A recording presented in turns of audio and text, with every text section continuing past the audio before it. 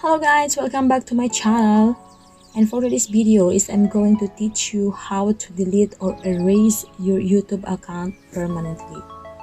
So just make sure that the YouTube channel that you logged in is the one that you want to erase it.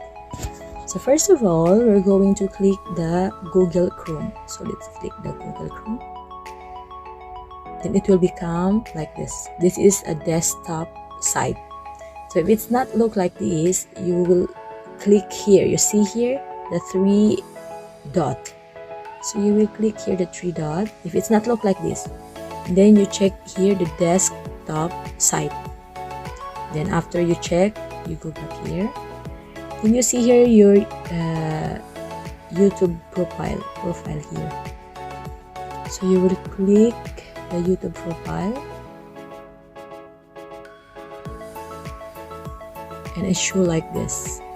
So you see here settings. So you click here the settings. Then become like this. Then you see here advanced settings. Advanced, you click here the advanced settings. Then it will become like this. You see here delete channel. You will delete your channel here. It's permanent.